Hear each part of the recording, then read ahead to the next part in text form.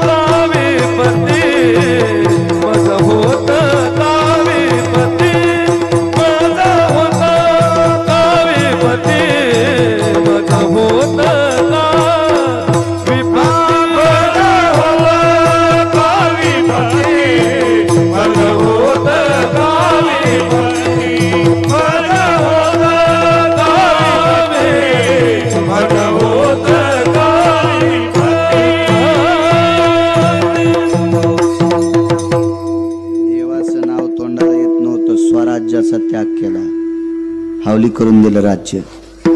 या असत्तेवर आरूढ असणारी संत आहेत.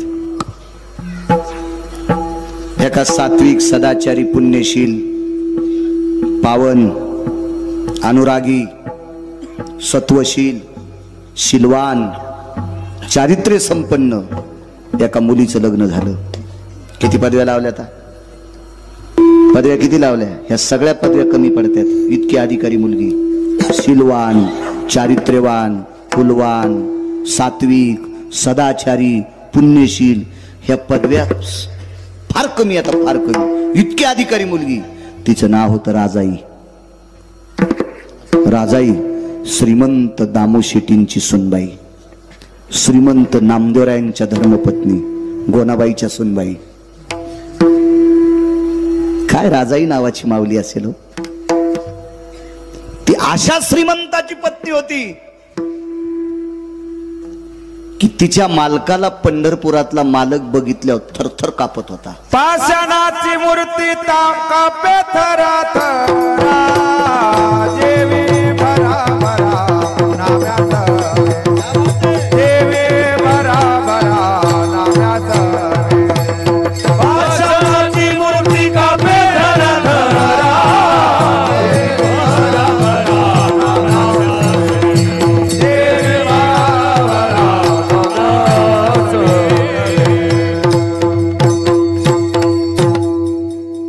येठण घालून आऊत हाणायचा जर कटाळा असल तर येठण खालून दिल्यावर तरी आऊत हाणलं पाहिजे.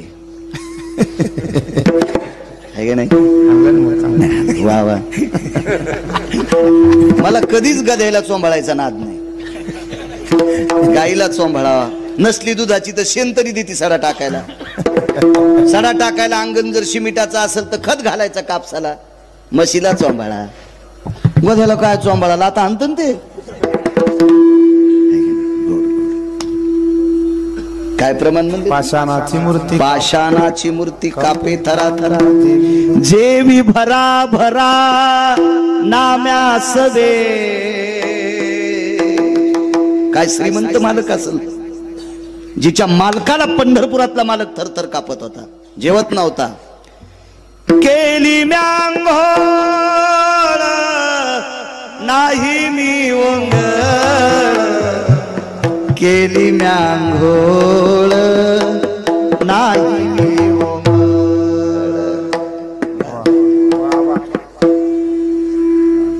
शहाण्याबाईनं घातलेलं लोणचं 2 वर्षाच्या नंतर खा.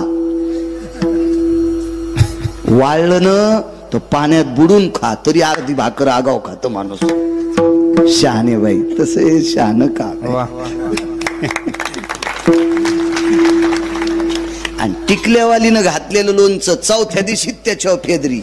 हो हो, ते पाहिलं की सर्दी होती. राहू दे, त्याच्यापेक्षा नकोच. अनुज तुमचे बाबा आबा हे संप्रदायाला लाभलेले अनुज भाई रत्न होते तुमचे बाबा.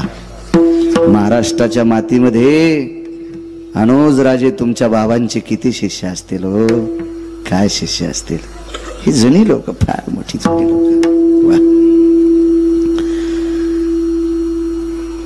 थरथर कापायचे मालक. अहो उत्तर भारतातला साधू होता देवा, हा दगडाला दूध पाजित होता. दगडाला उत्तर भारतातला साधू आबा, त्याचं नाव होतं कान्होगोवारी. त्याला इतका गर्व होता, म्हणजे तो पत्थर को दूध पिलाता बोले. तर साध्वी जनाबाई म्हणल्या, आपल्या मुक्ताई साहेब म्हणल्या, झिपऱ्या दाढीच आलेली त्याची. त्याच्या जटा धरायला 200 शिष्य होते. पैशावालं होतं ना ते. जटा धरायला 200 शिष्य आणि दाढीच आलेली म्हणल्या झिपऱ्या. अशा रस्त्यावरल्या दगडायला तर महाराष्ट्रातले कुत्रे बी दूध पाजतील. तू पंढरपुरातल्या उभ्या पत्राला दूध पाज, तू या खडावा सांभाळीते. आणि मग कान्होगोवारी पंढरपूरला आला. चलो रे भाई पंढरपूर जाना, केशव माधव से मिलना. चलो रे भाई पंढरपूर जाना, केशव माधव से मिलना. चलो रे भाई पंढरपूर जाना,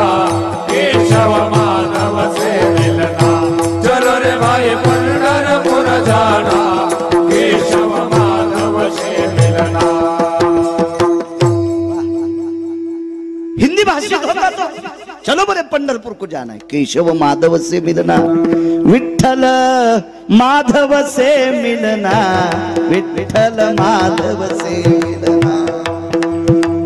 आणि मग कानोगोवारी पंढरपूरला आले आणि सोन्याची गुंडी घेऊन दूध पाजू लागला। गरुड खांबापाशी गेलं की पंढरपुरातल्या मालकांनी सांगितलं, अग्नी नारायणा हे फुगीर आहे आणि फुगीराच्या हाताने मी नाही नैवेद्य घेत। तिळ मात्र जरी होयाभिमान मेरू तो समान भार देवा। मालकांनी सांगितल्याबरोबर देवा अग्नीनं दुधात प्रवेश केला आणि इतकं दूध उकळलं की कानोगोवारीचे हातच जळाले, ला ला करू लागला। मग मुक्ताई साहेबांनी सांगितलं, नामदेवा पाजन दूध, तर दूध आणायला पैसे नव्हते। आई साहेब कानोगोवारी श्रीमंत आहे तर आपल्याकडे पैसे नाहीत। मुक्ताई साहेब म्हणल्या, नामदेवा किती दूध सांडलंय परवरात, हे भरा। तो नामदेवराय म्हणले, आई साहेब म्हणजे मुक्ताई साहेब, आई साहेब ह्या दुधाला आपले पाय लागलेत। मग राधेच्या पायाची माती पाण्यात टाकून त्याला प्याव वाटती असं कोण म्हणतंय? मुक्ताई साहेब। मग आपले पाय का घाणीतून थोडेच आलेत? राधा भक्त आहे म्हणून तिच्या पायाची माती पंढरपुरातल्या मालकानं द्वापार युगात पेली। मग आपल्या पाय दुधाला लागल्यावर आपल्या पायाचं दूध प्यायला काय हरकत आहे? भरा दूध। नामदेवरायला सांगितलं, वंजळीन दूध भरलं आणि देवाकडे चालले। मग ताई साहेब म्हणल्या, नामदेवा त्याला गरज असली तर खाली येऊन पेन। हे कोण पाहत होता माहितीये का?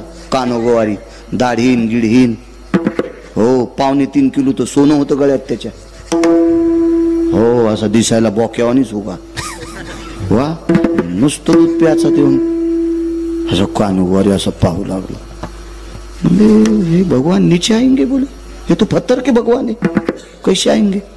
आणि मग नामदेवराय खालून म्हणतात, दूध पिवो मोरे गोविंद लाला, दूध पिवो मोरे गोविंद लाला। बऱ्यापैकी चांगलं, कोणती गाय कोणता बछडा घरी गेलो म्हणू आपण ते पुन्हा। विटेवरचा मालक खाली आला। ज्या बाईच्या मालकाला जगाचा बाप भेट होता, ती बाई किती श्रीमंत असेल? त्या बाईचं नाव राजाई। ही आतली श्रीमंती आहे आणि वरची श्रीमंती सांगू का राजो? त्या बाईचा सासरा मुसलमानाचं भांडार सांभाळीत होता। बिदरचा बादशाह कोण होता? जातीनं मुस्लिम। मंगळवेढ्याला जे धान्याचं भांडार होतं का बा अनुजराजे, ते बिदरच्या बादशाचं होतं आणि हे भांडार सांभाळायला दामू शेट्टी होते। परिस्थिती फक्त पोटासाठी। एका ठिकाणी एक पुरावा आला, यांचे घर किती साधे होते। वारा पाणी मुसळधारा, तेने तेने मोडीले छपरा। वारा रे पाणी मुसळधारा, तेने मोडीले छपरा। केळीवरी नारळी घर चंद्रमोळी, जाणत से आली रामयाची। साधं घर आणि इकडची श्रीमंती बघा, देव भेट होता, देव देव देव घ्यायचा। वजनदार सात्विक सदाचारी पुण्यशील स्त्री राजाई, संत शिरोमणी नामदेवरायांच्या धर्मपत्नी। मला वाटतं या माऊलीला 4 पुत्र झाले ना।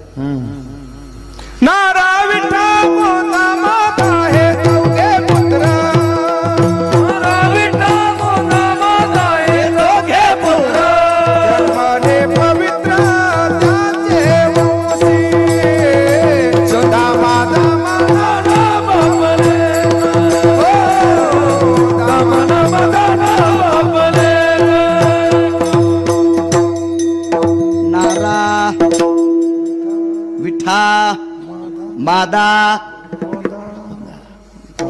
4 जन्मले ते वंशी। नामदेवरायाच्या कुळात, दामोशीटीच्या कुळात हे 4 नातू जन्माला आले। 4 चौघांपैकी एकाला मुलगा झाला. त्याचं नाव होतं मुकुंद. नामदेवरायचा वंश पुढे मुकुंदाचा वाढला. मुकुंद. काय नाव असेल नामदेवरायच्या ज्येष्ठ सुनाचं? वा, लाडाईला मुकुंद झाले. हो. आपल्या वंशावळी, संतांच्या वंशावळी पाठ ठेव जा, कल्याण करेल देव तुम्हाला. जे भक्त चरित्राते प्रशंसती तेही प्राणा परोते मजा आवडती निवृत्ते. जे भक्त चरित्राते प्रशंसती. पंढरपुरातल्या मालकाला जीवापेक्षा जास्त आवडतात. आपल्या संतांची यादी अंतःकरणात ठेवा. मुकुंद नामदेवरायचे पुढे नातू, तिथून पुढे मला वाटतं आता 14वे का 15वे वंशज नामदास महाराज वंशज त्यांचे. मुकुंद महाराजांपासून भारदस्त कुळ आणि त्या नामदेवरायच्या धर्मपत्नी राजाई अत्यंत परिस्थिती साधी. ज्या घरी असलेल्या माऊलीनं लोकांच्या शेतात गौऱ्या येचून चूल पेटवावी, दास्यत्व केलं.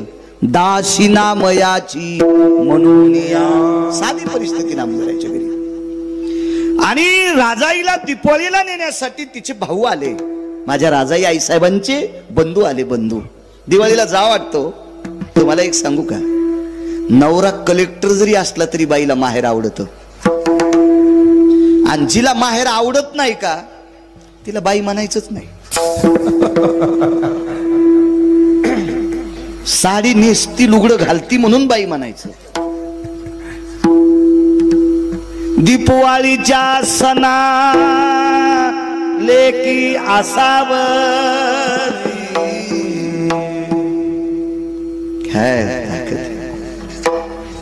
पुराणात कितीतरी पुरावे सापडतील. एक कवी लय गोड होता आबा. तो कवी एक बाई माहेरातलं वर्णन करते. घालवाऱ्या पिंगा माझ्या परसात रे, सुखी आहे कोर सांगे आईच्या कानात रे. परसात गवऱ्या लावता लावता वारं सुटलं आणि त्या वाऱ्याला ती बोलू लागली, जाय रे भाऊ, येऊ शकत नाही दिवाळीला न्यायला, पण सांग माझ्या आईच्या कानात तुझी मुलगी खुश आले. काय प्रेम, काय अवदार आहे, काय वैभव. दीपावलीसाठी ओढ लागली आणि भाऊ नेण्यासाठी आला. श्रीमंत भाऊ होता. राजाईचे वडील एका राजाकडे सरदार होते. सरदार बाबा, त्या काळातला सरदार काय असेल तो. फार दस्त घोडे बसायला, घोड्याला चांदीच्या रिकिबा, लगाम सोन्याचा, असा फार दस्त सरदार. आणि त्या सरदाराची कन्या आगी लागू तया सुका सांगतोय, आगी लागू तया सुका. उदाहरण क्रमांक 2. ए माय, भावासोबत 2 घोडे शिल्लक. एका घोड्यावर भाऊ आणि त्याच्या मागे एक घोडं पुढे एक घोडं. गुमास्ते होते 2. सरदाराचं पोरग होतं ना ते, सरदाराचं पोरग होतं.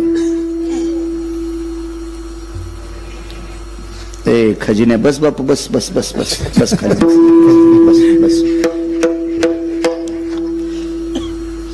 दारात घोडे सोडले. विचारलं दामू शेटीचा वाडा कुठे? वाडा कसं होतं? झोपडं होतं.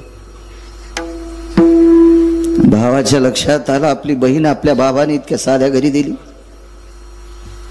सोयरी कोणामुळे झालती? दिनाचा सोयरा पांडुरंग. ज्या वेळेला पंढरपुरातले मालक सोयरिकेला गेले त्यावेळेला राजाने विचारलं होतं, हे कोण आहे? बोले दुलेके. नवरदेव म्हणजे दुला. हे दुलेके मामा आहे बोले. पंढरपुरातला मालक म्हणला होता मी नवरदेवाचा मामा आहे. बादशाहनं सांगितलं, सरदारजी देऊन टाका पोरगी.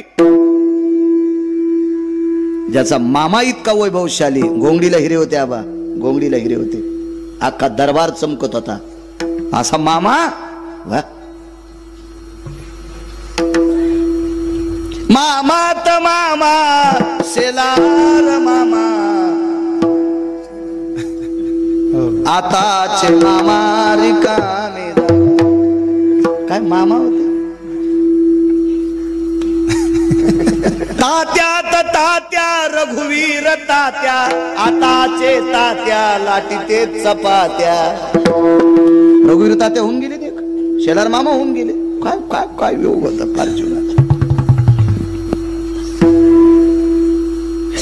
शेकुन्या होऊन गेला ना मामा. शेकुन्या त्याचा पाहुणा एक तुमच्या गावात कोणी हो ग, मै गाडी फोडायचा पुन्हा. ते पानचेट शेकुन्या, त्यानं स्वतःचे मायबाप अंधार कोठडीत टाकले होते हरामखोरानं. म्हणून पंढरपुरातल्या मालकाने एका बुक्कीतच आणला, विठाला विठाला.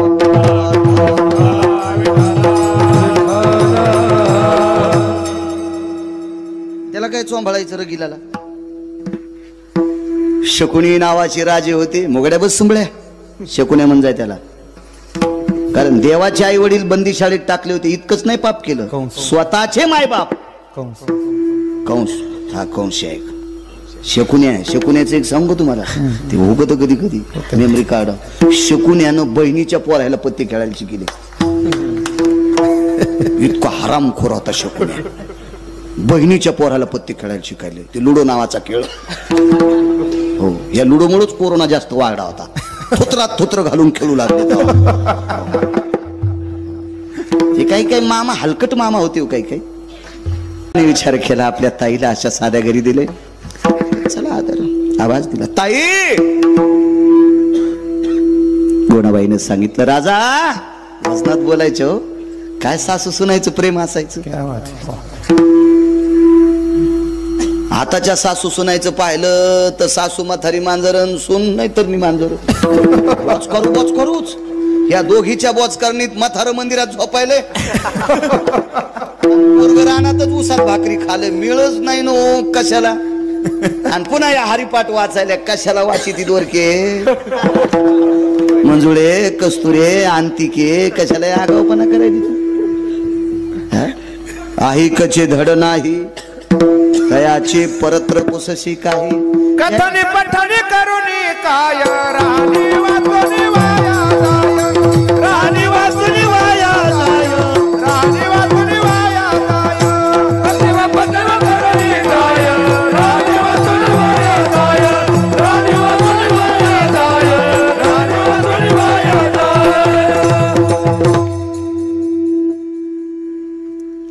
सून शेतातून आली. राणीमान नीट नसल्यावर चट मातीत जाते, गोड पुरावे. सून शेतातून आली, थकली होती काम करून. ते म्हणले, आत्या मी भाजी करते, तुम्ही 5-6 भाकरी टाका ना.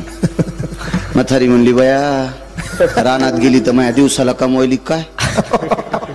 सवालीन तर म्हणे, काय मग दिवस जित्यापणीच घालती माय, मलाच भाकरी टाक म्हणायली. तर सून म्हणली, आत्या माय नका टाकू, पण काही खालीवरी नका बोलू, माय नका बोलू. मी भाकरी बी करते आणि भाजी बी करते. या डंगरीनं नीट मारावं ना. सून स्वयंपाकन भाकरी करूस तर स्वयंपाक झाल्यावर सुनानं पोराला पाठीलं, आत्याला बलेवरे. तर पोरग म्हणलं 2-3 घरी आजी गवसच ना. मग सुनाला वाटलं एकटीनं कसं जेव्हा आत्याला संग घ्यावा. तर सून सासूला बघायला गेली तर शेजारीन चपात्या करू लागली, ही येडगळ म्हातारी उंडे करून देऊ लागली. ही मागच्या जन्मातली मांजर होती, घर धोंडी. म्हणजे सुनानं भाकरी कर म्हणल्यावर म्हणली करायच्या नाही, आणि शेजारीन चपात्या करू लागली तेव्हा ही उंडे करून देऊ लागली. नाही हिच्या अंगात झोपीत भितड पडायचं का हिच्या अंगावर. हा घरा सगळं ठोकून द्यावं लागन अशी म्हातारी. सुनालय खुश झाल्यान पण नागपिंपरीतल्या सुना म्हणल्या, बाई याला दरवर्षी आली जा. मस्त मथऱ्याला बॉम्ब टाकायलाय. पण सुनायनं जराशी तरी धरा. तुळस नाही म्हणालो मी, गाय नाही म्हणालो मी. काय धरा. वा वा, हेच ऐकायचं होतं मला तुमच्याकडून. ज्या सुनाला ज्या सासून कपाळाचा मालक दिलाय, ज्या सुनाला आपल्या सासू सासऱ्यांनी कपाळाचा मालक दिलाय, त्या सासू सासऱ्याला मायबाप समजायचं. त्या सासू सासऱ्याची संपत्ती खाऊन जर सासू सासऱ्याला मायबाप समजित नसेल तर तिच्या माईला तिची भावजई राखेल टाकून फुकीन. आता सासा खुश झाल्या. ओरिजिनल डॉक्टरनं बिमारीचं निदान लावून औषध बी दिलं पाहिजे आणि पथ्य बी सांगितलं पाहिजे. या डॉक्टरला कोणी वाईट म्हणत नसते. आता सुना खुश आणि सासू बी खुश. नाही झाल्यावर गिरगाव करावं, दगड तरी हाणायच्या नाही, मलाच म्हणला. संसारात चांगलं वागणं माझ्या माईंडनं सगळ्यात मोठं कीर्तन आहे. नंबर 1चं भागवत त्याला म्हणायचं, नंबर 1ची पंढरीची वारी म्हणायचं, नंबर 1चा यज्ञ त्याला म्हणायचं. जे संसारातल्या लोकांसोबत नीट वागत नाहीत, रक्ताच्या नात्यातल्या लोकांसोबत नीट वागत नाहीत, जे मायबापासोबत नीट वागत नाहीत, ज्यांनी संपत्ती कमवली त्यांच्यासाठी आपण नीट वागत नाहीत, आपण लोकांसाठी चांगले वागू शकतो का? आपल्याकडे योग्यता आहे का ती? पात्रता आहे का आपल्याकडे ती? घरातल्या लोकांसाठी चांगलं वागणं काय सुना सर आवाज दिला.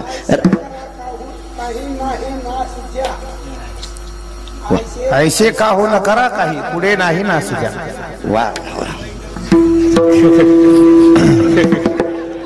चांगली गोष्ट आहे. वा वा छान. आपण त्यांना संग घेऊ. विठाला विठाला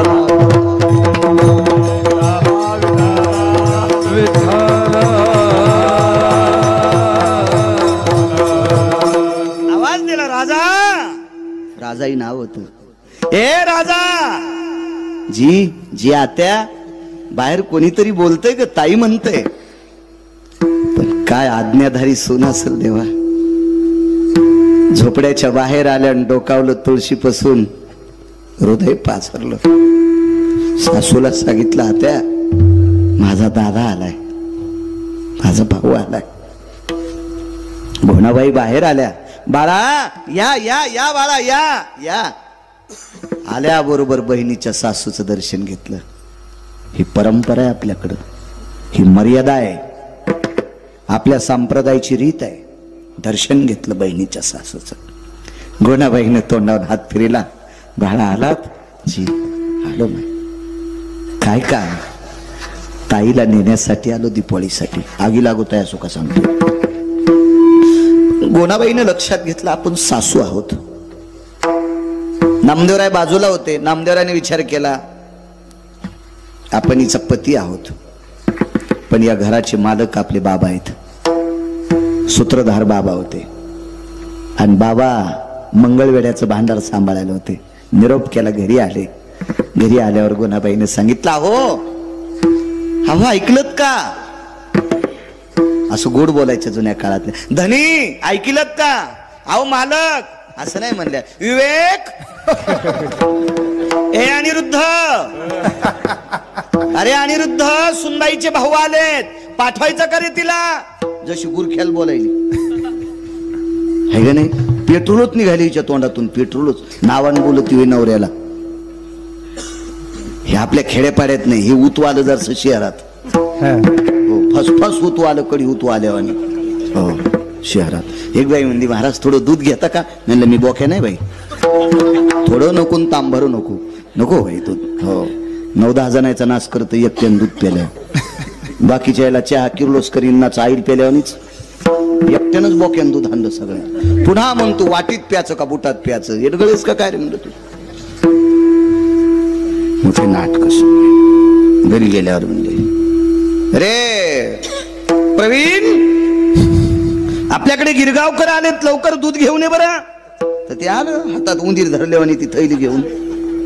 ते म्हणले या थैलीतलं दूध पिणं, याच्या दुधाचा चहा पिणं, या थैलीतल्या रोगर पिऊन मेलेलं बरं. हे काय करायचे? मी नंतर म्हणलं ताई हे प्रवीण कोण आहेत? माझे मिस्टर आहेत. मी म्हणलं नको बाई चहा नको दूध. तुला जर नावानं बोलायले तर मला तर गॅसच्या पाईपनं हानी हो प्रवीण. नको बाई येतो मी. आणि जरी तो मला नाही हाणलंस तर तू नवऱ्याला नावानं बोलतीस आणि तुझ्या हातचा चहा प्यायला मी गाडी पुला खाली जाईन. मी एकदा वाचलो बाई, नको मला तुझ्या हातचं नको, मी दगड खाईन पण तू नको चहा दूध. अशा काही काय भेटत नंबरी. चला ज्ञानोबाराय तुकोबारायच्या राज्यातली लोक आहेत आपण. सासऱ्याने सुनाला आवाजाऊ बोलण्याची पद्धत छत्रपतीपासून चालत आली. सुनबाई वजनदार शब्द. हो सुनबाई तिकून आवाज आला पाहिजे, जी मामांजी. हे बी आवाज बोल ना. ए काय त्याच्यामुळं मशीन लावा लागायला कानायला. तुम्हाला एक सांगू का, ज्याचा पिंडात बदल होत असतो का त्याचा ब्रह्मांडात बदल होत असतो. आचारसंहिता आपण पाळायची, पुढचे पाळत असतात. वजनात बोललं पाहिजे, वजनात वजनात. लक्ष्मी बायकोला म्हणलं पाहिजे, हे सावित्री, हे दुर्गा, हे वत्सला. हेच म्हातारे अरे आज तू का मशी हाकारायला, कशे पुढे हाकारायला नाव दिलंय देवानं तिला. मग हे असं म्हणतात, मग त्या बी काय म्हणतात, बाळे आहे का काय रे, म्हातारं मंदिराकडे गेलंय, स्वयंपाक झालाय, त्याला म्हण गिळायला ई. आपण जे पेरतो का ते उगत असते, आपण जे पेरू का ते उगत असते. आपली जागा नाही सोडायची देवा, जागा सोडली की त्या जागेवर दुसरं बसत असते. म्हणून एसटीत मधात जायच्या आधी खिडकीतून रुमाल टाकीत होते, आणि ज्या सीटावर रुमाल पडला कोणाची मायविली त्या सीटवर बसायची. पण एक जणानं खिडकीतून रुमाल टाकला, सगळे सीट बेतले, त्या सीटवर कोणी बसलत नाही, आणि मधात गेल्यावर रुमाल काढून घाम पुसू लागलं तर दुसरं बसलं. अरे घाम पुसरे सोमळ्या, पण सीटावर बसल्यावर पुस ना, गेलं सीट तर. आपलं वजनदारपण बायकोला बोलण्याचं संपलंय, म्हणून त्या एकेरी म्हणतात, बाळा ए विवेक, सीट नाही सोडायला पाहिजे. आबा सीट घेऊन जाते कोणी बी, जागा नाही सोडायची आपली. चला राजाई जी, कोण आलंय, दादा आले, बसायला टाकलं. कर्मनुगती राजाईचे भाऊ आले, त्या दिवशी चुलच पेटली नव्हती, काहीच नव्हतं घरी, काहीच नव्हतं. दामू शेट्टी आले, सुनबाईनं दर्शन घेतलं, तिच्या भावानं दर्शन घेतलं. दारात 2 गुमास्ते उभे होते घोड्यापाशी. राजाईच्या भावाचं घोडं धरून आगी लागत आहे असो का सांगतोय. दामू शेट्टीने सांगितलं, सुनबाई जा, अर्धा दिवस आपल्या बाबाकडे राहा, या जाऊन, या या या जाऊन. वाटे लावलं. पुढे एक घोडं, पाठीमागं एक घोडं, मधल्या घोड्यावर भाऊ आणि भावाच्या पाठीमागं बहीण. ताड ताड ताड ताड ताड ताड ताड ताड ताड घोडं निघाले. 1-2 मुक्काम पडले बापू. पोचलं तिथं घोडं. आईनं पाहिल्याबरोबर आनंद व्यक्त केला, माझी ताई आलीस बाई, आलीस माझी माय. माय बापाला लेकर लय आवडते, तू लय आवडते, किती आवडते लेकर माय बापाला. एका कवीचं गोडसं वर्णन आहे, गोडसं वर्णन आहे. एका बाईला एक देव भेटला, देव भेटला, आणि देवानं सांगितलं, बाई तुला काय पाहिजे ते माग, तू मागशील ते देतो. काय म्हणावं त्या बाईनं, देव जरी मज कधी भेटला रे, देव जरी मज कधी भेटला, जे हवे ते माग मना, जे हवे ते माग मनाला. देव जरी मज कधी भेटला.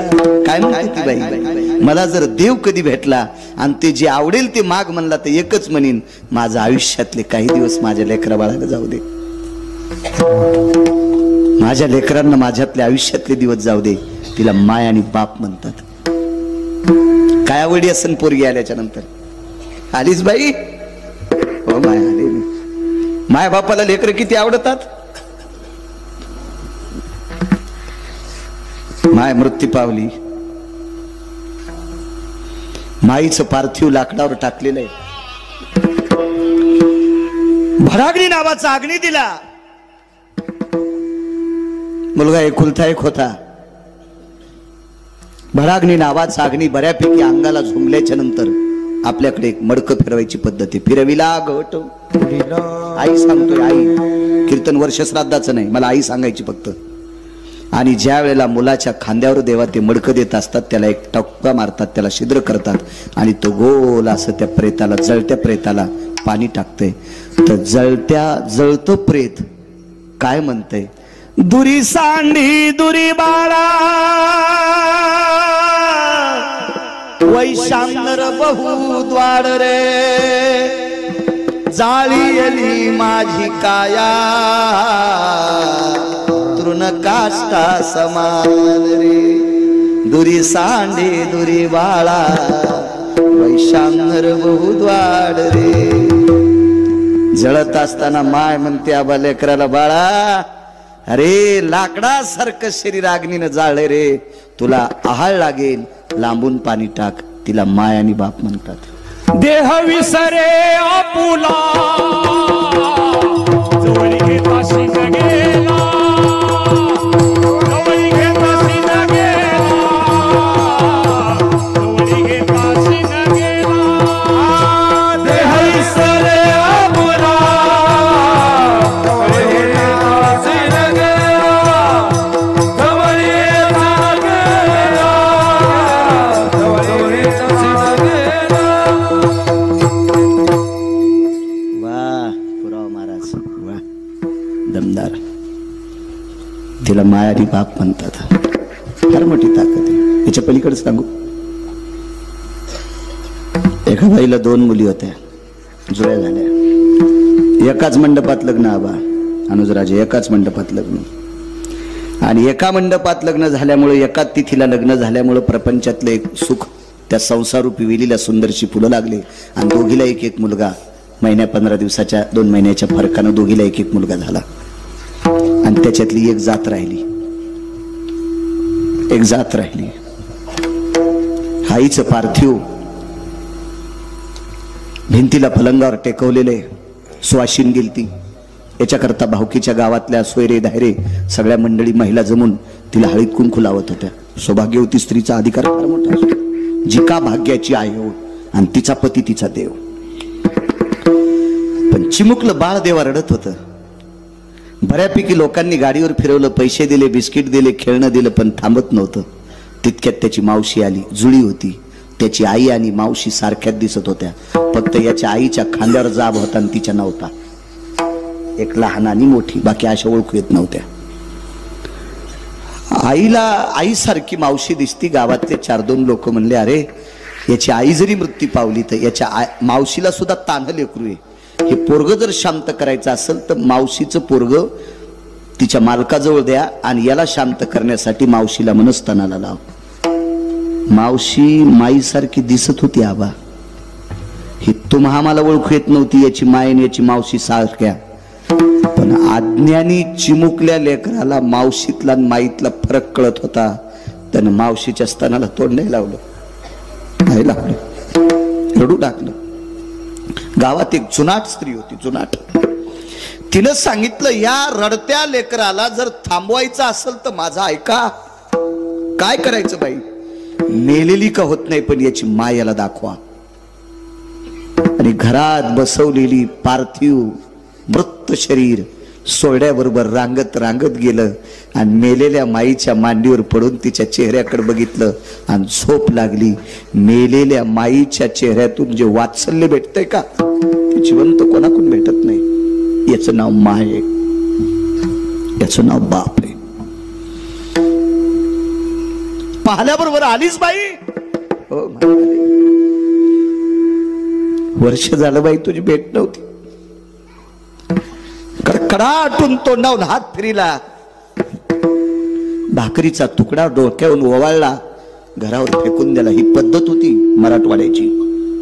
मुलगी घरी आल्याच्या नंतर भाकरीचा तुकडा डोक्यावरून फिरून कोणी घरावर टाकायचा. सदाव्रत विधी म्हणतात पक्ष्यांना, विडापिडा जाओ. फार सूत्र होतं त्या काळात, फार सूत्र होतं. गोडधड पदार्थ केली. मोठं घर होतं, आगी लागत आहे असं का सांगतंय. काय पदार्थ, तळील्या वरिल्या एकोची पक्वान. श्रीमंत सरदार आहे बाप. बापानं कामगिरी चांगली केल्यामुळे त्या राजानं, राजा मुसलमान होता पण चांगल्या माणसाची कदर करणारा राजा होता. हे सरदार शिंप्याच्या कुळातले होते, पण बादशाला त्या सरदाराची कीर्त आवडली, कामगिरी आवडली, म्हणून 5-6 क्विंटल सोन्याचा पलंग गिफ्ट द्यालता, भेट द्यालता, सप्रेम भेट द्यालता. आणि राजाईच्या वडिलांनी विचार केला, अविरत आपण भगवंताची सेवा करतो, या प्रांताची सेवा करतो, राजा आपल्यावर प्रसन्न झाला, याच्याकरता सुवर्णाचा रत्नजडीत आपल्याला पलंग दिलाय, हा पलंग आपण आपल्या मुलीला देऊन टाकू. जशाल तसा पलंग ठेवला. आणि दिवाळीला मुलगी आल्यावर जेवायला बसले, लाडू टाकत होते. वडिलांनी स्वतःच्या ताटातला लाडू टाकला, आईने स्वतःच्या पात्रातला थोडासा लाडू टाकला. वडिलांनी, आई पुरे ग, बाबा पुरे. बाई खाणं, बाई खाणं ग, तू दिवाळीला आलीस, काय प्रेम उचंबळला असेल मायबापाचं. जेवण आटपलं आणि पत्नीला सांगितलं, लक्ष्मी आपली बाई राजाई त्या पलंगावर आराम करेल.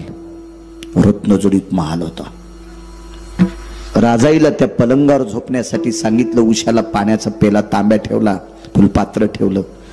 मध्यरात्री राजाई उठली आणि जमिनीवर भिंतीला टेकून झोपली. 1 नाही, 2 नाही, 3 नाही, 4-5 दिवस असं घडलं. पत्नीनं मालकाला सांगितलं, धनी रोज तुम्ही मुलीला या पलंगावर झोपवता आणि मध्यरात्री ती उठून आपल्याला झोप लागली की ती जमिनीवर झोपते. मी तिला फार काही विचारलं पण ती काही बोलत नाही. ती म्हणते, मला झोपीत जेवण लक्षात नाही, मला काही कळालं नाही, मी झोपीतून कधी खाली उतरायचे, मला कधी लक्षात यायचं नाही. हे राजाई साप खोटं बोलत होत्या.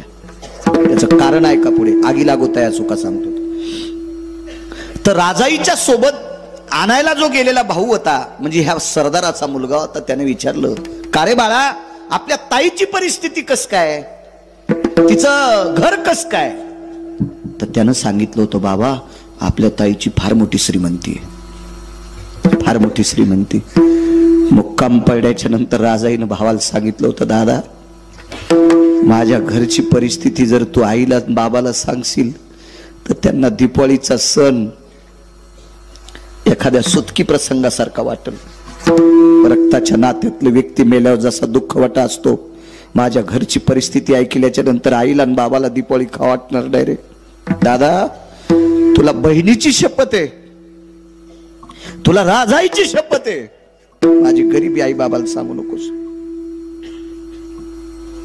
सोबतच्या गुमास्त्याला सांगितलं, एक लक्षात ठेवा, माझे बाबा जर तुमच्या निष्ठेनं प्रेम करत असतील तर माझ्या बाबांचा आईचा आदर करा.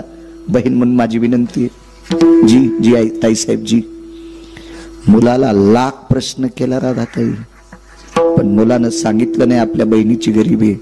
तिनं सांगितलं होतं, माझी गरिबी जर आईला आणि बाबाला सांगशील तर बहीण मेलेला निरोप ऐकशील.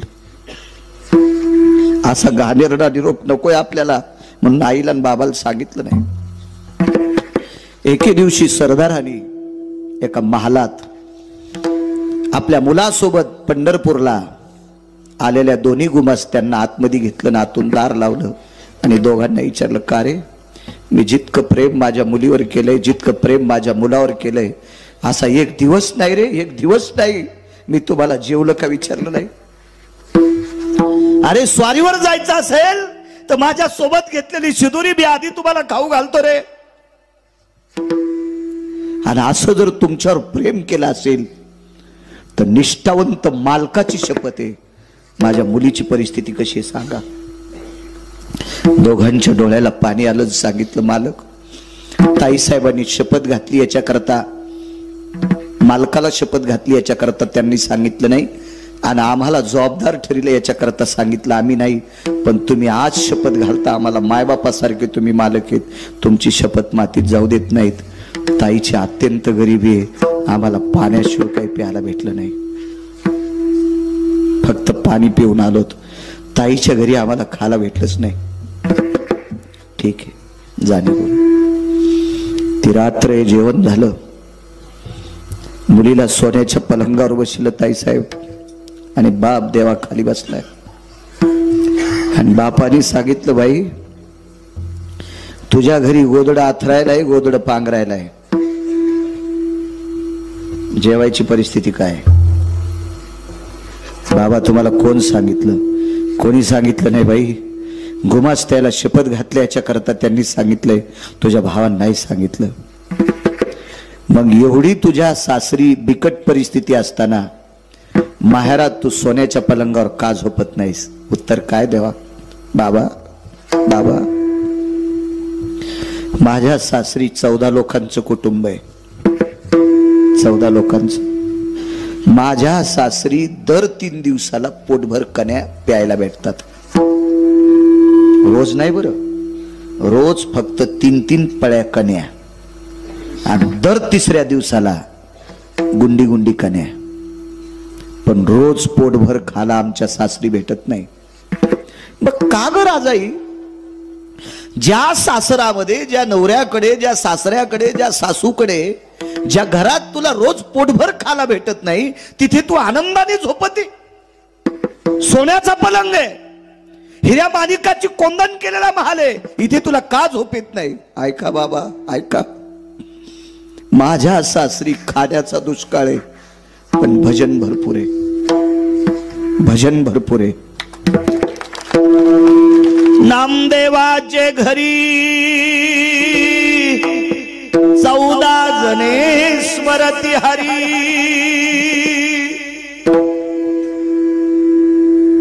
आमच्या घरात 14 जण भजन करतात. सकाळचं भजन असतंय, संध्याकाळचं भजन असतंय. काही कामानिमित्त जर बाहेर कोणी गेले नसतील तर दुपारची धुपारती असते, दुपारचं सुद्धा भजन असते. बाबा झोपडे घरातून चांदण्या दिसत्या. तो दर 3 दिवसाला पोटभर खातो, रोज पोटभर भेटत नाही, पण पोट भरून भजन. पलंग सोन्याचा आहे, महालाला हिऱ्या माणिकाची कोंदण केली, पण इथं टाळ सुद्धा वाजलेला ऐकायला भेटत नाही. म्हणून या सुखाला आग लागो बाबा, या सुखाला आग लागो. म्हणून मालक पहिल्या कडव्यात म्हणा, अगिला घेतया सुखा, अगिला घेतया सुखा, अगिला घेतया सुखा, अगिला घेतया सुखा, अगिला घेतया सुखा, अगिला घेतया सुखा, अगिला घेतया सुखा, अगिला घेतया सुखा. जेने हरी नये मुखा, जेने हरी नये मुखा, नये मुखा, जेने हरी नये मुखा, जेने हरी नये मुखा, जेने हरी नये मुखा, जेने हरी नये मुखा, जेने हरी नये मुखा. होत होत काळीपती, मज होत काळीपती, मज होत काळीपती, मज होत काळीपती, मग होत काळीपती, मग होत काळीपती, मग होत काळीपती, मग होत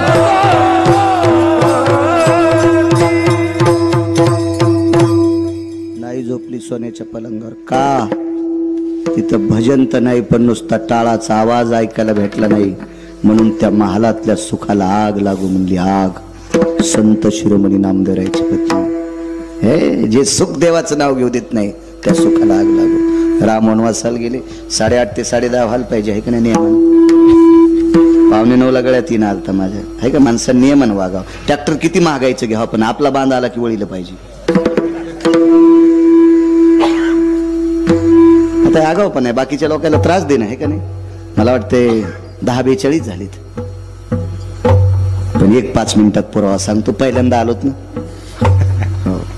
मला वाटतं एखादी बाई जर आपल्या इथं पिठाला उसण्याला आली, उष्ण पीठ मागायला बाया येत होते ना, तर डब्यात वाटी खुपसून नका कधी येईन, पण असं उधळून का होत नाही, पण दिलं पाहिजे.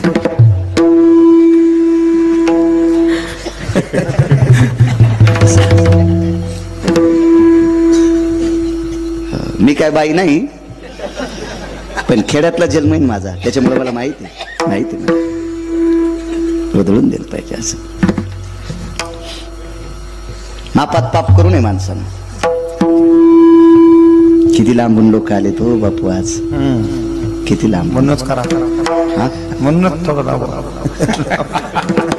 यायचं बी आबा परिसरावर प्रेम, काय गो पळी झळकतीनं आपलं तुपलं ओळखीत यायचा भाग आहे ना. हे असं असतं बघा कोणाचं. विडाला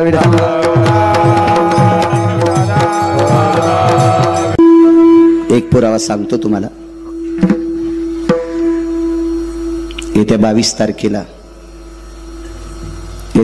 तारखेला पंढरीतले मालक, 7व्या अवतारातले भगवान प्रभू रामचंद्र एका दिव्य मंदिरामध्ये विराजमान होणार आहेत. माझा मर्यादा पुरुषोत्तम ब्रह्मांडाचा नायक एका दिव्य वास्तूमध्ये विराजमान होणार आहेत 22 तारखेला, येत्या 22 तारखेला. म्हणून त्या 22 तारखेला ज्या ज्या गावातून माणसं आले त्या त्या गावातल्या लोकांना पायाला स्पर्श करून विनंती करतो, त्या दिवशी आपल्या गावात दिवाळी साजरी करा. त्या दिवशी आपल्या गावात गुढीपाडवा साजरा करा. गुढ्या लावा, तोरणं लावा, रांगोळ्या काढा. बायकांनी हरिपाठ वाचा, गाथा वाचा, ज्ञानेश्वरी वाचा. गावातल्या मंदिरात भजन करा. शक्य असल्यास एखाद्या सद्भक्तानं त्या दिवशी कण्या घुगरीची पंगत द्या. मी म्हणत नाही बुंदीच करा, कण्या भाकरी काय, आमटी भाकरीची पंगत द्या, पण उत्सव साजरा करा. माझा जगाचा बाप एका दिव्य मंदिरामध्ये विराजमान होणारे त्या दिवशी विराजमान आहे. त्या मालकाच्या नावानं फक्त अर्धाच मिनिट भीक मागतो. श्रीराम जय राम जय जय राम, श्रीराम जय राम जय जय राम, श्रीराम जय राम जय जय राम, श्रीराम जय राम जय जय राम, राम जय जय राम, श्रीराम जय राम जय जय राम, श्रीराम जय राम जय जय राम, श्रीराम जय राम जय जय राम, श्रीराम जय राम जय जय राम, श्रीराम जय राम जय जय राम, श्रीराम जय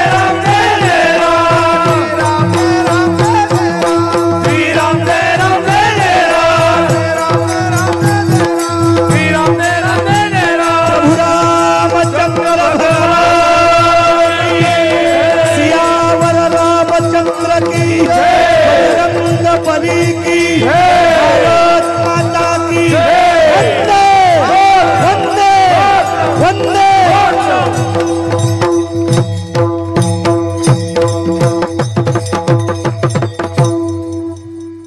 22 तारखेला तरुणांनी पांढरे पोशाख घाला. सुंदरसा कपाळाला गंध लावा. त्या दिवशी एक फार मोठा उत्सव माझा विश्वाचा मालक एका वास्तूत विराजमान होणार आहे. ज्याच्या कृपेने जग चालतं तो जगाचा बाप. तो आनंद व्यतीत करा, जल्लोष करा, आनंद करा. चला. प्रभू रामचंद्र वनवासाला गेले. आगी लागू या सुखा सांगतो शेवटचा पुरावा. बापू ऐकतोय तुमचं. एका रत्नाचं लेकरू वाजवायला आहे. एका मृदंग क्षेत्रातल्या रत्नाचं लेकरू आहे आणि एक विराजमान रत्न आहे.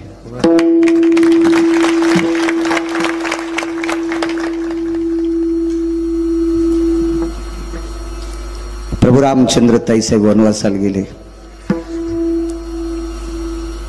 वनवास लखनलालजीला नव्हता, पण ज्येष्ठ भाऊ बिना चप्पलचा वनवासाला जातोय. लक्ष्मणजीने विचार केला, घरी नकोय आपल्याला, नकोय आपल्याला. काय त्याग आहे जीवनातला? सामान्य त्याग असेल.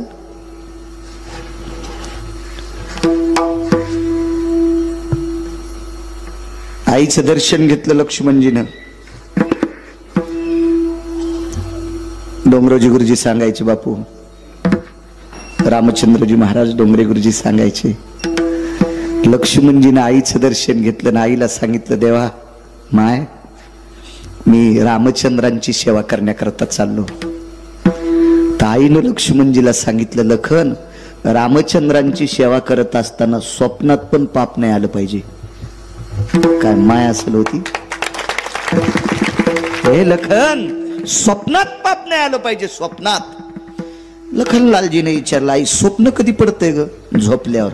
मग झोप कशाने येते ग? जेवल्यावर. 14 वर्ष जेवणारच नाही, 14 वर्ष जेवणारच नाही, मग झोप येईल का? हा सामान्य त्याग असेल काय? 14 वर्षावरी केले उपोषण दानता प्रत्यक्ष अपनाते, दानता प्रत्यक्ष अपनाते. 14 वर्षावरी केले उपोषण दानता मनावरती, दानता मनावरती. 14 वर्ष उपवास केला, जमिनीला पाठ टाकली नाही. वा बापू पुरा वा. काही काही माणसाला कडी लावत गेल्या उभाट्यानं आवथाना वाटते. बाण बारीक करायचा ना. हे टाइम संपल्यावर असं लय उल्हास होतो आमच्या.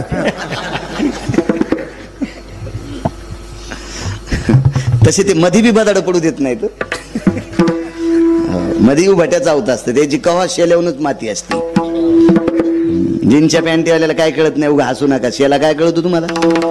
चांगले हसायले. जुन्या माणसाला कळत असतो शेला, तुम्हाला कसं कळत शेळा शेला? हे काही काही पुर बहिऱ्या माणसावानी दोनदा हसत आहेत. ज्याला ऐकू येत नाही ते पुढचं हसल्यावर एकदा हसत आहे, आणि कशामुळे हसलंय कळाल्यावर एकदा हसत आहे. कसं कळून यायला शेला? कळून घे जरा राजू, ज्याला संसारात शिखर गाठायचं का, दुःखाचं शिखर ओलांडून पलीकडे सुखाच्या शिखरावर जायचं का, त्याने रानात काम करणाऱ्या बापाचा घाम पहा. त्यानं कमवलेली संपत्ती हिशोबात खर्चित आण. ज्यानं माय बापाच्या अंगाला आलेला घाम पाहिला नाही, त्या पोट्याला कळतच नाही ते खताच्या ढिगलावरलं झाड असते. साखरेच्या पोत्यातल्या मुंगळ्याला अक्कल असते का किती साखर खावा आणि किती बाऱ्या संडासला जावा? अरे बापानं कमवलेली संपत्ती टिकवायची असेल राजे हो, तरुणांना सांगतोय, तर त्याच्या कपाळाचा घाम एके दिवशी रानात जाऊन पहा. त्यानं कमवलेला रुपया तुम्हाला गाडीच्या चाकासारखा वाटेल. तुम्ही हिशोबात पैसे खर्चिताल आणि पप्याची माय आनंदात जगिताल. बापाचा घाम जे पोट्ट पाहत नाही का, ते पैसे इतके उधळीते आणि उडाल्यावर मग दगड याचायला जाते. कणिक तळाला गेली मंजुरीची हवाली, आणि आधी तर पार तुपाना आंघोळ कुरलाला सुंबळ्या तू. कवडीची अक्कल नाही, रातच्या 12 वाजता वाढदिवस साजरा करतो कोंबडीचे अंडे फोडून. भिकार चोट कुठला? तुला अकलीचा कांदा आहे का? माय बाबाच्या जोर उड्या हंतून ना आलाय का? लोकांचा घाम बघितला पाहिजे. मालकाने आबा गड्याचा घाम बघावा. ज्याला गरीबाची तळमळ कळते त्याची संपत्ती टिकत असती. हो, ज्याला गरीबाच्या घामाची जाण नाही का, त्याला कोण्या दिवशी पंढरपुरातला मालक गुंठ्यावर आणून सांगता येत नाही. हो, गरीबाची जाण ठेवली पाहिजे, कष्टकऱ्याची जाण ठेवली पाहिजे. तरुणांनो, राग येईल तुम्हाला माझ्या बोलण्याचा. काय करताल? दुसऱ्या बार आणायचा नाहीत ना, का आणू तुम्हाला 30 गाव पट्ट्याल 36 गाव पाईप माहिती पैशाचा पाईप. पंढरपुरातल्या मालकानं भरभरून दिले मला. वस्त शेती करतोय मी. लोकायला खुश वाटलं. एक जण म्हणला, महाराज असं कीर्तन झकास करा. म्हणलं तेव्हा बायकोची साडी नेसून नाचतो. कीर्तन हा झकास विषय असतो रे सुंबळ्या. तुला अकलीचा कांदा आहे का?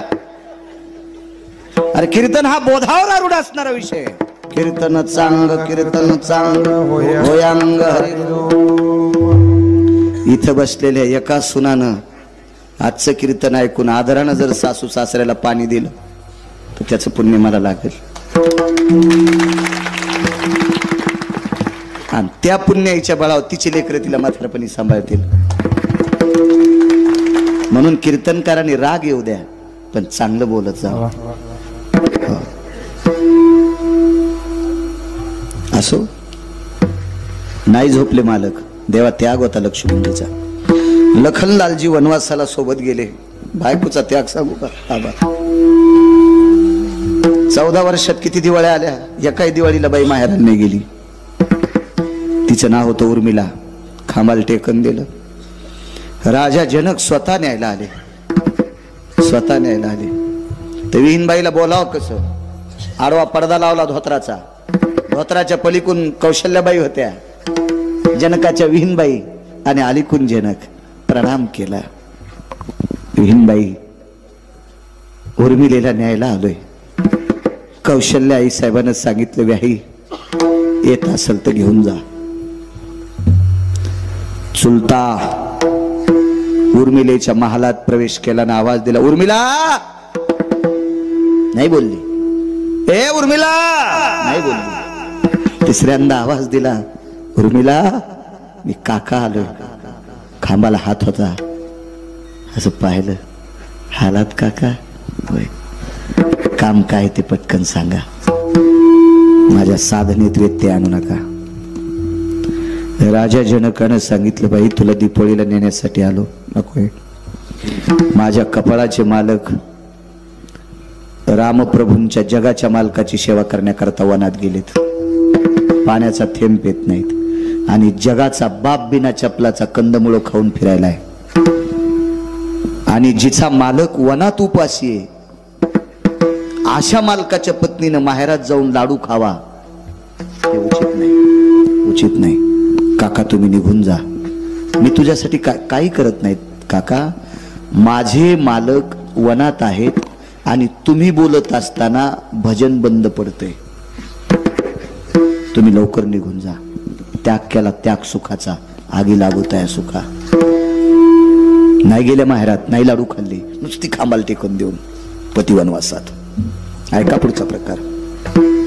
नंदीग्रामाच्या ठिकाणी एक सर्पीन आपल्या पिलांना घेऊन जात होती. भूक लागली तिला. त्या पिलांना काही खाद्य भेटलं नाही. भरत हे नंदीग्रामाच्या ठिकाणी भजन करत होते. राजपुत्र होते. काय शरीर असेल भरतांचं, काय वैभव असेल, काय रूप असेल भरताचं, काय तारुण्य असेल त्या भरताचं. लालबुंद शरीर होतं भरताचं, लालबुंद. राजमुद्रा होती. वाऱ्याच्या फडतकारीने मांडीवरचं वस्त्र थोडस पाठीमागं सरकलं आणि भरताची लालबुंद मांडी दिसत होती. राजपुत्र होता बा तो, राजपुत्र. आणि ती लालबुंद मांडी पाहिल्याच्या नंतर सर्पिणीच्या पिलांनी सांगितलं, आई एक एक घास खायचा ग याचा, मारायचा का गलच का? सर्पिणीनं सांगितलं, पाप्यांनो, कुण्या जन्मात पाप केलं याच्या करता जन्म सर्पाचा भेटलाय. आणि भजन करणाऱ्या साधूला जर खाल्लं तर नालीतल्या आळ्या होता. काय सर्पिण असेल होती? काय सर्पिण असेल? एक जण म्हणला, महाराज सर्पिणीला कस काय कळत आहे? म्हणलं, ती का तुझी चुलती थोडीच होती, लोकांच्या कोठ्यातलं शेण चोरणारी. अरे ती सर्पिण एका काळी एका साधूची पत्नी होती. पण एक काम चुकल्यामुळं सर्पाची जन्माला गेलती महाराज. सर्पाच्या योनीला गेलती. हे भंगिरी लोक आहेत का? यायला आपल्या संप्रदायावर विश्वास नाही. नाल ऐकायला रे किती श्रीमंत संप्रदाय. आवाज या संप्रदायातला तरु सोन्याचा आहे. जयाची हे द्वारी सुवर्णाचा पिंपळ. काय फार दस्त वजनदार संप्रदाय. ही चारवाक हरामखोर आपल्याच जन्माला येतात आणि आपली वाभाडे काढतात. आपल्या संस्कृतीवर ज्यांचा विश्वास नाही ती भ्रष्ट नालायक आपल्या संस्कृतीत राहण्याच्या लायकीची नाहीत. आपलं जतन केलं पाहिजे. आपल्यावर विश्वास ठेवला पाहिजे. आपल्या साधू लोकांवर विश्वास ठेवला पाहिजे. आपल्या महात्म्यावर विश्वास ठेवला. संत म्हणून उपवास येते, त्याचे पूर्वज नरकात जाते. पैठणच्या मालकांचं वाक्य, संत म्हणून उपवास येते, जाणून बुजून त्याचे पूर्वज नरका जाते. त्याचे पूर्वज नरकाला जात असतात. नाही चेष्टा करायची आपल्या धर्माची. काय योग्यता, काय पात्रता आहे का आपली? आपली लायकी आहे का? आपल्या धर्मासाठी योगदान काय? काय हिंमत आहे आपली धर्माचे वाभाडे काढण्यासाठी? बघा बाकीच्या धर्माची लोक. अहो मुस्लिम समाजाचा बांधव तुम्ही पहा त्या बिचाऱ्यांचं वागणं. मुस्लिम समाजाचा बांधव अहो भंगार विकत घ्यायचा जरी धंदा करीत असेल, पाव विकायचा धंदा, आईस कांड्या कारिगारी विकायचा धंदा असेल आबा, पण मस्जिदीत गेल्यावर गोल रंगाची टोपी घालून जाणार. काय त्याची धर्मावर पकड आहे? काय त्याची निष्ठा आहे त्या बिचाऱ्याची? तशी आपली निष्ठा आपल्या धर्मावर असावा. लावा उद्या 22 तारखेला जे गंध लावित नाहीत त्यांनी त्यांच्या कपाळावर जरा बगळा हागू द्या.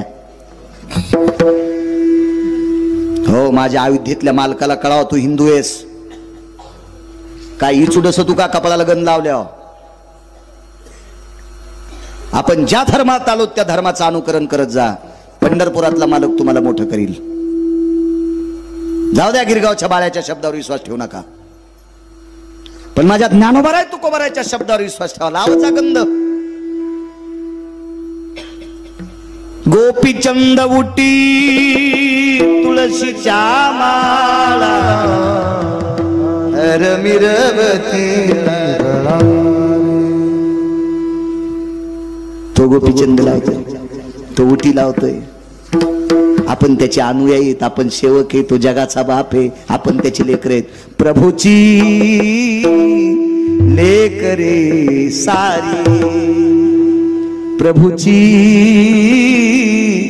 लेकरे सारे. आपण त्याची लेकर आहेत सज्जनांनो. त्याचं अनुकरण करा. त्यानं स्थापित केलेल्या धर्माचं अनुकरण करा. देव आपलं कल्याण करील. याच्यासाठी फार मोठी मोठी लोक थकून गेले. राजांनी बलिदान दिले. पाहे ध्वजेचे चिरगुट राया जतन करीता.